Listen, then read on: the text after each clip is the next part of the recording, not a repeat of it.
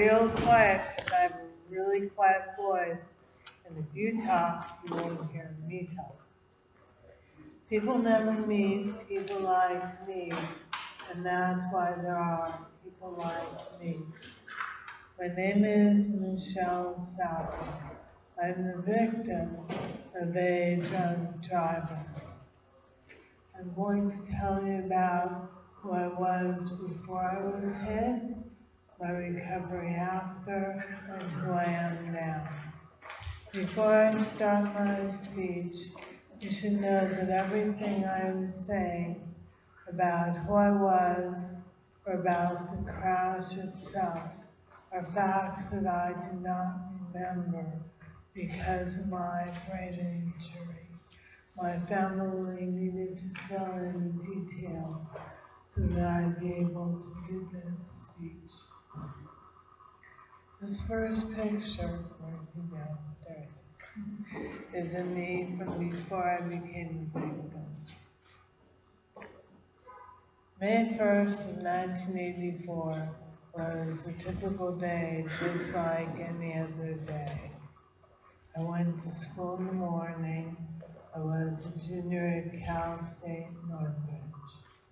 After school that day, I went by work. I worked for the recreation department over at an elementary school. After work that day, I went by my parents' house to talk and have dinner. After dinner, we discussed graduate school and I would be there in just 1 year. It was about 9:30 p.m. and I still had work to do on the term paper, so I left for school. I was out in Northridge, 1 block from my dorm, when it happened. I became the victim of an impaired driver. I never even saw him. He crossed over the center lawn. He bounced off another car in the number 1 lane, and then he barreled into the number 2 lane, where he hit my car head on, going about 45 or 50. He was driving a 1-ton pickup truck. He never put brakes. This picture on the screen is in my car after the crash. It's a police photograph that was taken on the front lawn of the people's home where my car ended up.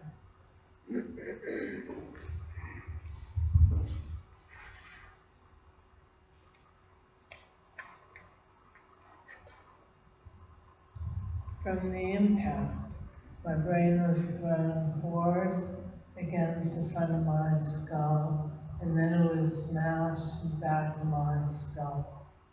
I died. I was brought back to life with CPR, given by a doctor who lived nearby and heard the crash. Paramedics needed the jaws of life to cut me out of my car.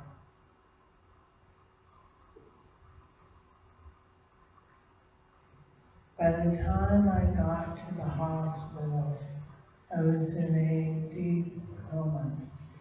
My family was told they didn't know if I would make it through the night.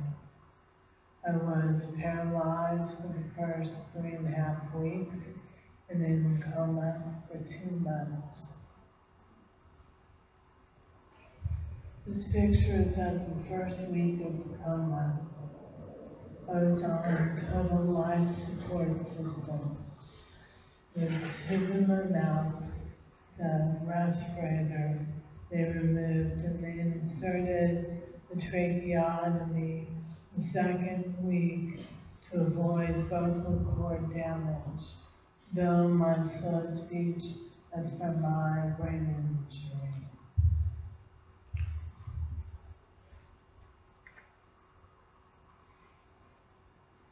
The drunk who hit me had been arrested 3 times before. I was his fourth DUI arrest. Who's ever heard saying to the police, gee, I never heard someone before. This is just after he was found to be a .28. He split a case of beer with a friend, had 3 double margaritas, no food, and he drove in to me.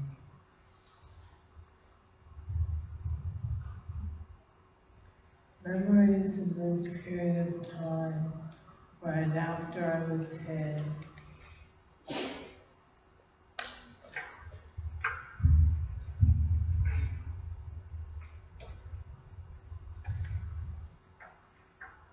Sorry.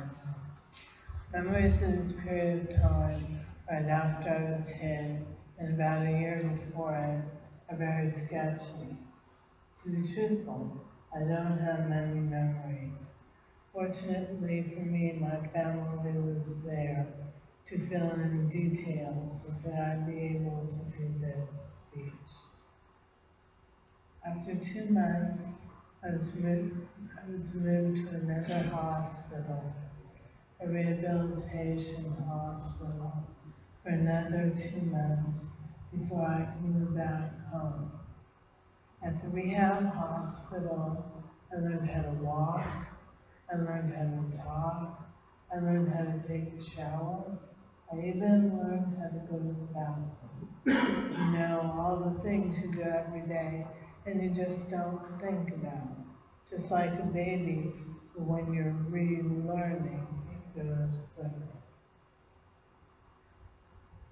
This is the time when all my old friends realized that the old Michelle was gone, and in her place was a girl who spoke in whispers, couldn't eat food that hadn't been strained, was wheelchair bound, so much more.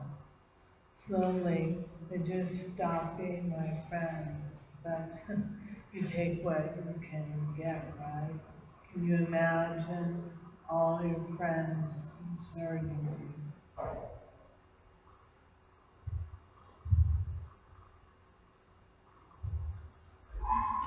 My neurologist was a real negative guy. He gave me this list of all these things I'd never be able to do again. He told me that I wouldn't be able to leave the hospital without a walker or a wheelchair. No way, I thought. Are you showing the rehab picture with the therapist? Okay, it's weird for me not to know what's going on up there. This picture is of me working with the physical therapist, relearning how to walk. The belt around my chest, that's her holding me up. You see, when you're in coma for 2 months, all your muscles deteriorate, so they needed to be rebuilt.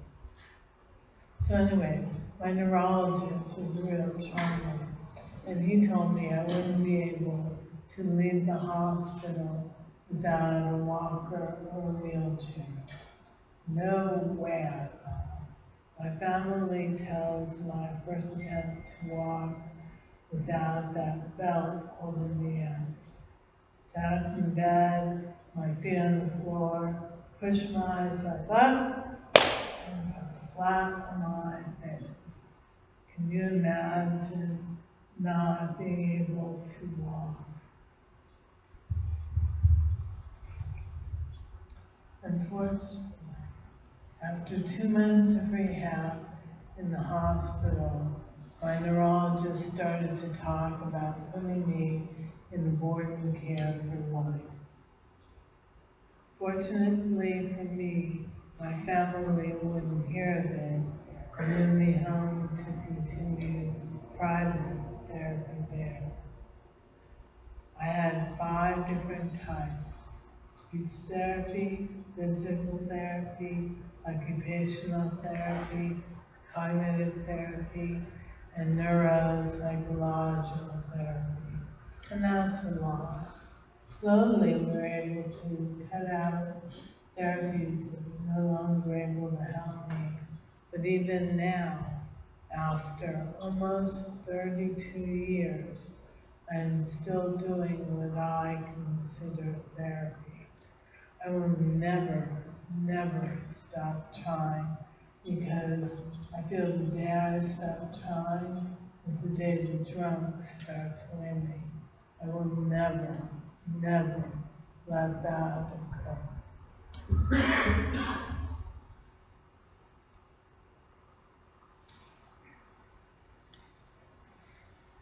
I still have a hard time with new people. Often I'm thought to be either deaf, drunk, or just stupid. This is very frustrating for someone who thinks fast but speaks slow. My life has changed forever because of somebody else's irresponsible, selfish decision to value their own needs above anybody else. Instead of sitting home feeling sorry for myself, I turned it positive. I set goals. Like my dad always said, I'm a very stubborn person, and when you tell me I can't do something, I work harder to be able to do it. So I started small. I was determined to walk without a walker or wheelchair. I would say I bumped into everything standing, was bruised from head to foot. But within a year, I was walking 5 miles a day. I would go 2.5 miles to a workout club, work out for an hour rebuilding my muscles, and then walk 2.5 miles home. Okay, so I checked that one off. And I would say about a year later, my cognitive therapist got me to give college another try. Remember, my neurologist told me I'd never finish college. So I started small. I went to junior college and I took one class. And for that class, I had a note taker, I had a tutor, I worked with the teacher's assistant. Because of my short-term memory problem, I would say I did the same homework over and over and over, committing it to memory through repetition. My life has changed forever because of the drunk driver.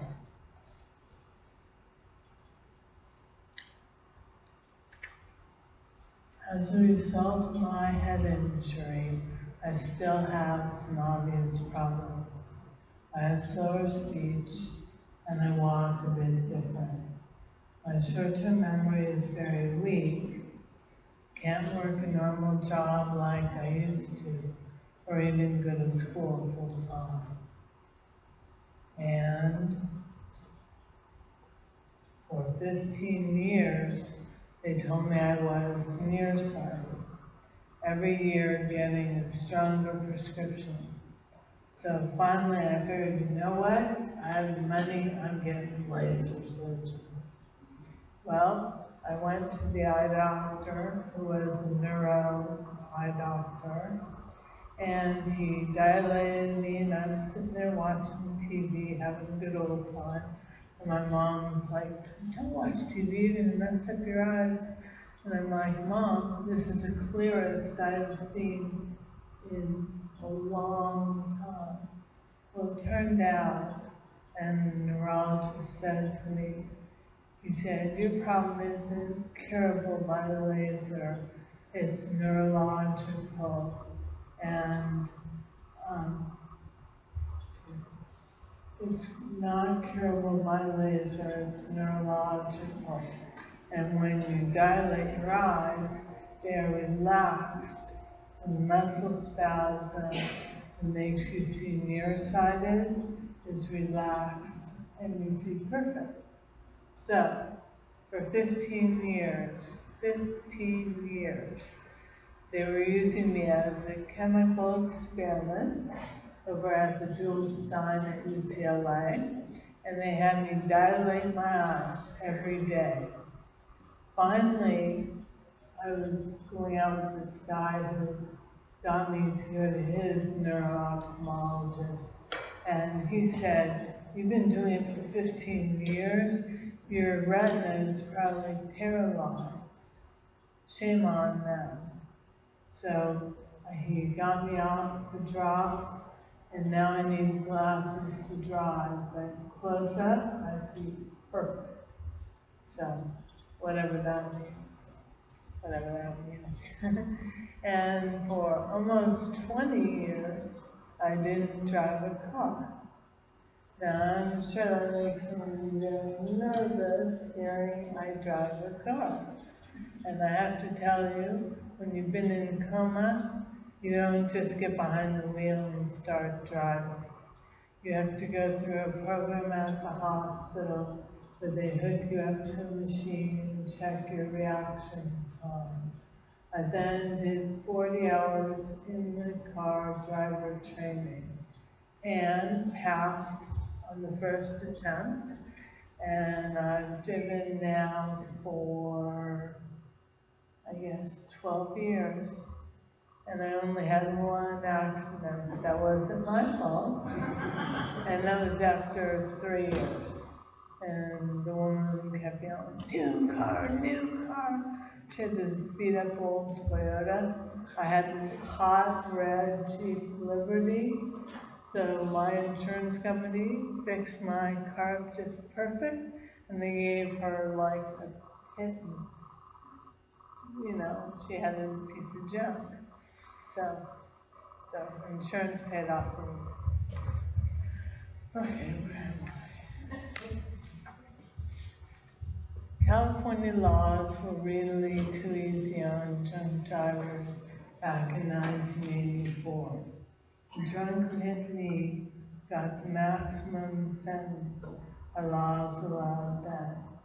3 years. He served 14 months. Big deal. I'll be suffering from what he did to me for life. You know, you guys, you have that good old teenage invincibility, and you hear all this and you figure, well, that happened to her, but that'll never happen to me.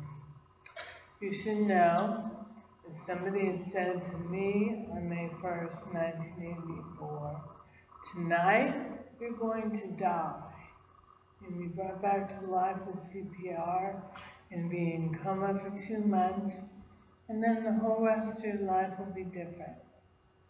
Somebody said that to me, I would have thought they were nuts.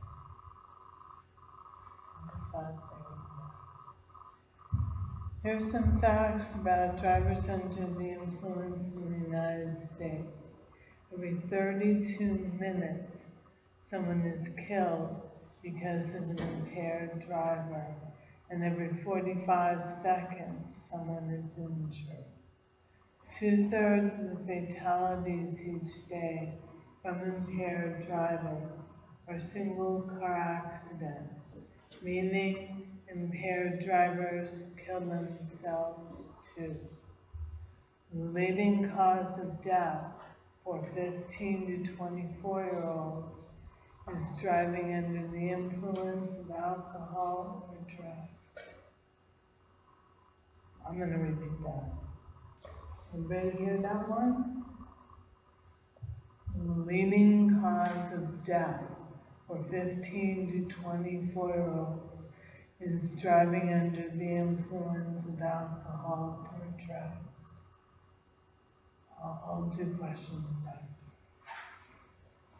Odds are 2 to 1 that one day you be in an alcohol or drug-related collision, and yet only 1 in 2,000 impaired drivers is ever arrested, and far fewer are ever punished. You need to realize it's not just alcoholics who drive impaired, but social drinkers as well.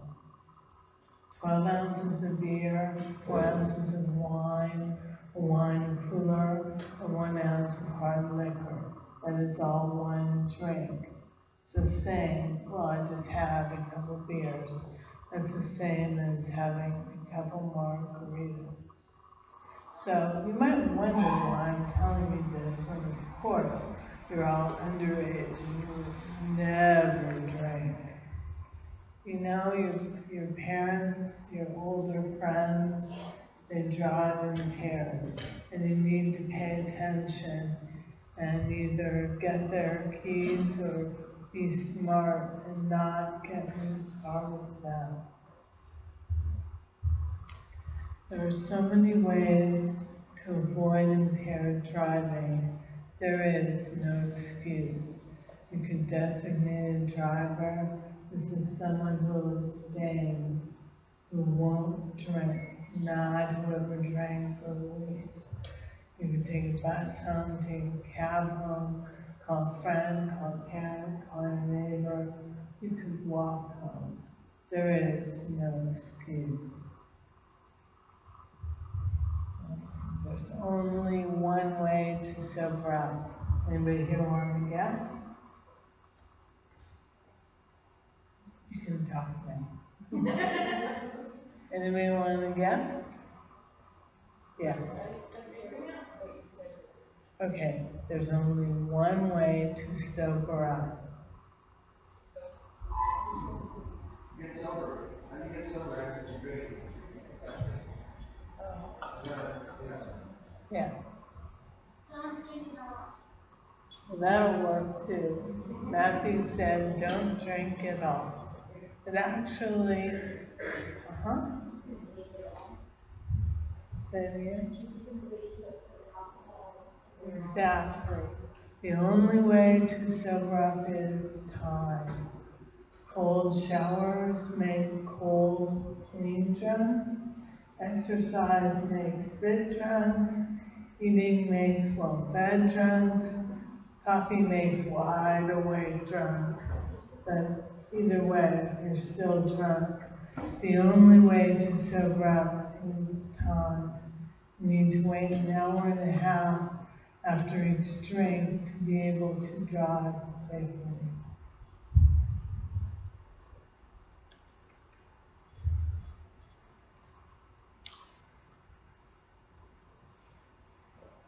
I usually don't hold the mic when I do this. Sorry, guys.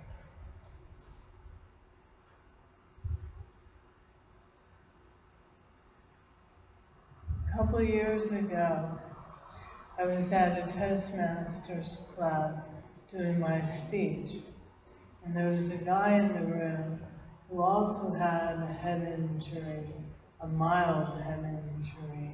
He was 65, and it was amazing to me to see how his minor head injury paralleled my acute head injury because of the age. So he was hit by a woman who was texting. Anybody know anybody who texts while they drive? Everybody.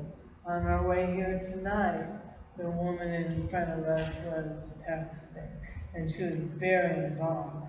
And she was from another state, and she's on the canyon. Can you believe texting? So we were waiting for her to just like drive off the edge, but she didn't do it. She didn't do it. Yeah. So I brought this story up for many reasons.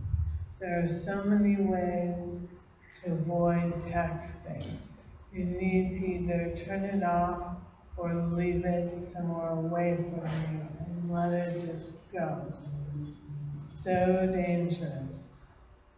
You know, police officers parallel impaired driving from texting with driving drunk or on drugs.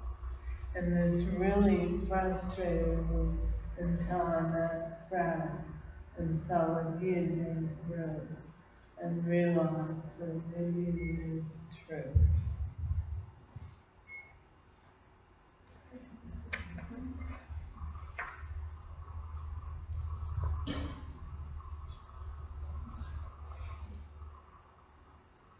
a year after the crash, I began speaking about impaired driving and what had happened to me. I felt that I was kept here for a reason, a purpose, and know that no matter what else I ever do in my life, I will always help in the fight against impaired driving. Alcohol reaches the brain in 1 minute. Alcohol and drugs cause brain damage. Perhaps the damage won't be as obvious as mine with my slurred speech, but it's still brain damage. Remember, mm, I was a junior in college when the crash occurred. When I finally graduated from UCLA in 1992, my senior year had taken me 5.5 years, 8.5 years total, all because the guy he chose to drink and then drive. In 1984, I became a statistic. Don't you become one too? Thank you.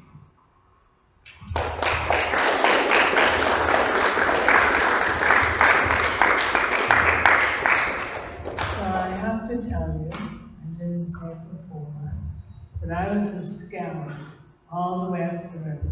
I was a Brownie, a junior, a cadet, a senior, a mariner, and then I joined the Boy Scouts.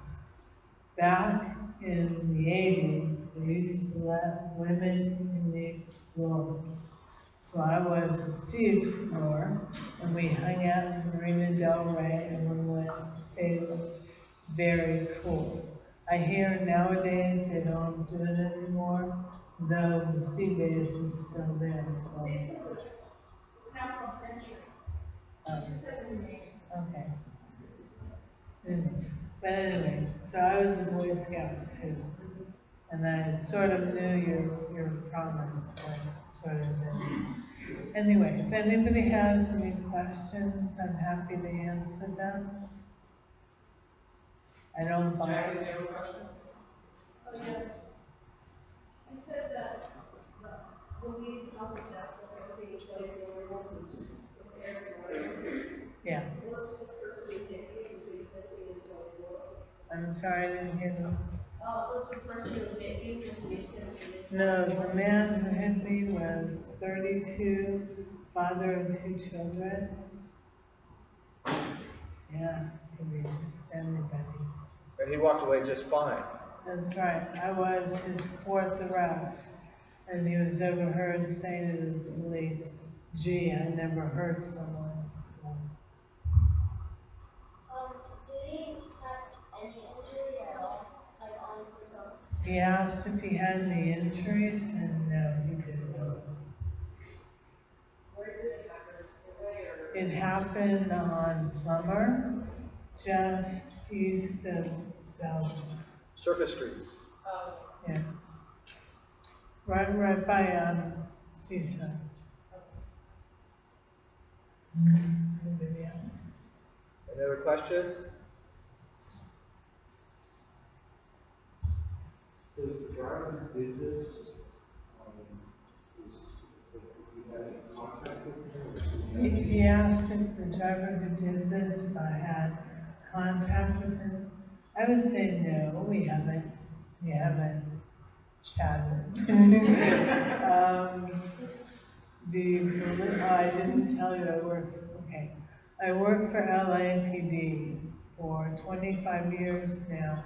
I've been the specialist reserve officer. I train police officers to hate impaired drivers, and they go out and they lock them up. And I have to tell you, there are a couple of them who keep track of the guy who hit me, and they're just waiting, hoping they'll be his next arrest.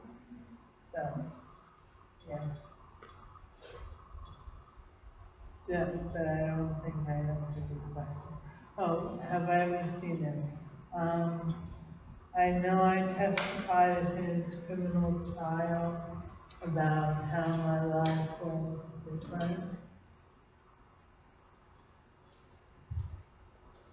Any other question? Yeah. How many members do you have before that? You have zero or do you remember a little bit? In bits and pieces. I'll remember an old boyfriend's phone number, and yet not remember people. So I have weird memories, and they make no sense. No sense. And more comes back also. You know, all the people who say you make all your improvement in the first year, that's hogwash. I'm still getting better. If you had the chance, would it be enough? If I had the chance, would I beat him up? No, sweetheart. There are quite a few officers who would like to do other things to him, and I would love to watch. Just saying. Just saying. Any other questions? Anyone else? Any other questions? You guys were such a wonderful audience. Thank you so much. Let's go give Michelle another big round of applause.